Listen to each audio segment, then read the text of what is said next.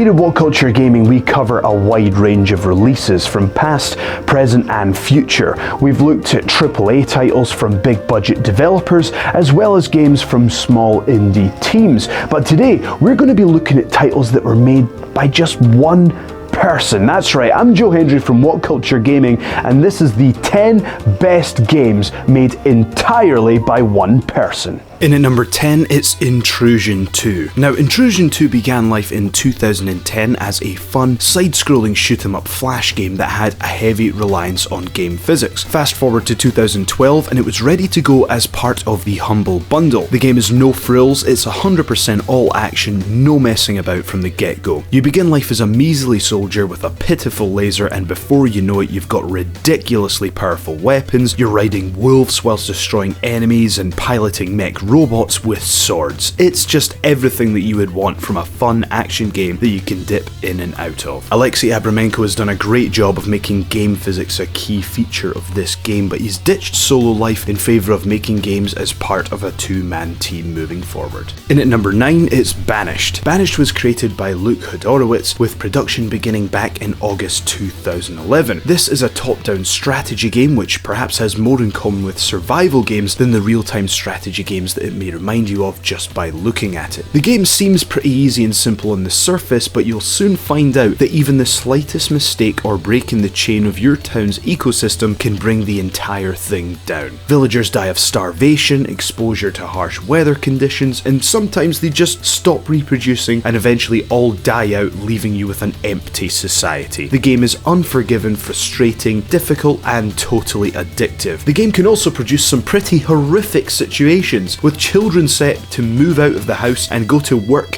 in the mines from the age of 10. But despite the horror, it's a pretty damn good and addictive game. In at number 8, it's Lone Survivor. Lone Survivor is a 2D pixel art survival horror game created by Jason Byrne. Like many others in this list, this 2D side-scrolling survival game makes a feature of its limitations, and whilst the graphics are crude, the developers found a way to really make this add to the experience. For example, at certain points, they only partially light the environment, which means you never really feel safe. You never know what's coming to attack you, and ammunition and supplies are extremely limited, meaning that your choices are essential, especially when it comes to which of the 5 colour-coded endings you'll be left with. This indie hit began life on Windows and Mac in 2012 before being quickly ported to PlayStation 3 and Vita, and finally PlayStation 4 and the Wii. In at number 7, from Toby Fox, it's Undertale. This is a hidden gem of storytelling genius, and it's clearly inspired by Earthbound and the rest of the Mother series. Whilst the game has a classic RPG feel, the developer Toby Fox said his goal was to ditch the Final Fantasy formula of repetitive monsters and instead opt for encounters with monsters that feel like individuals. The game actually allows you to progress using non-violent methods such as reasoning with your opponents to avoid physical conflict completely. The game also ditches grinding and unnecessary backtracking in an effort to continue the progress of the game, which really helps to keep the momentum going and the story moving forward at the perfect pace. This is an unusual one, but if you're into your quirky odd RPGs, definitely give this one a shot. In at number 6, it's Axiom Verge. In terms of presentation, this Metroidvania game is quite amazing. It manages to feel fresh while also feeling like it could have been released on the original Nintendo Entertainment System. And much like its influences, the game is jam-packed with secrets and collectibles and features challenging non-linear and punishing environments and enemies. Its creator Tom Happ racked up some serious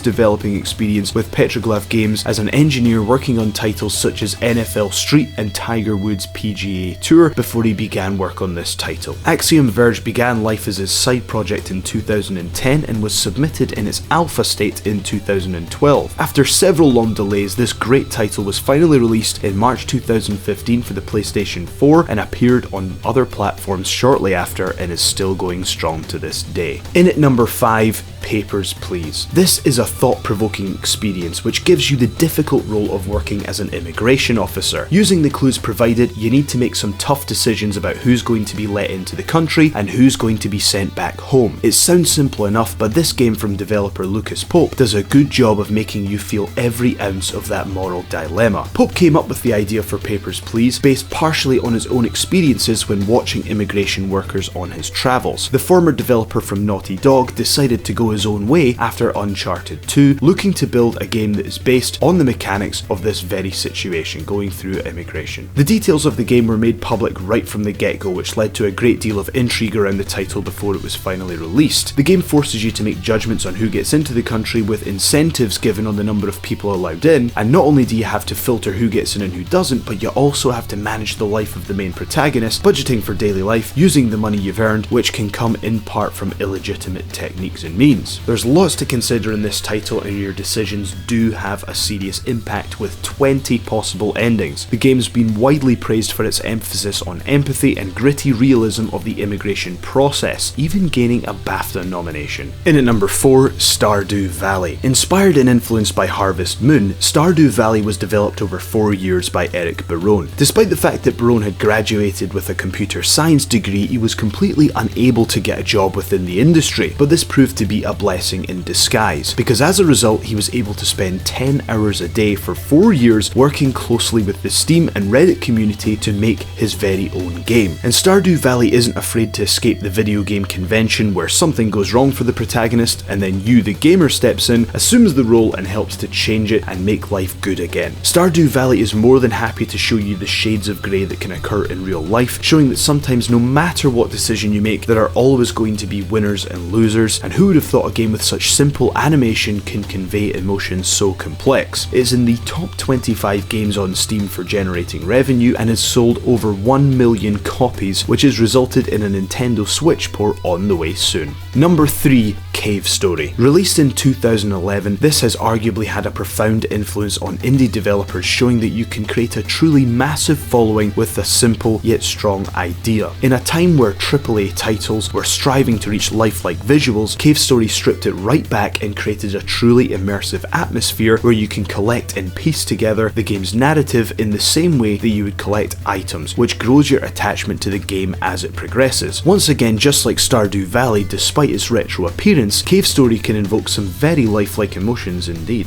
In at number 2, it's Minecraft. Now, we've covered Minecraft in detail in our mind-blowing Minecraft builds video, so we won't go over the whole background again, but what we will do is remind you about how incredible it is that the original version of this game was created by one person, Marcus Pearson. This is one of the highest grossing video games ever made, and Marcus Pearson sold intellectual property rights for this game to Microsoft for $2.5 billion. Now, to put that into perspective, a game made by one person was sold for a price that if Minecraft were a country, its sale would beat the domestic product of 30 other countries in the world. Go and see our mind-blowing Minecraft builds video for more information. And lastly, there can only be one. Tetris. That's right, Tetris is one of the most accessible games of all time, and if you were born in the 80s, you'll remember holding that giant brick of a console, the original Game Boy, and hearing that unmistakable, unforgettable soundtrack that came with the timeless gameplay. Tetris is the quintessential puzzle game, and yes, the original version was indeed developed by one person. Alexei Pachinov,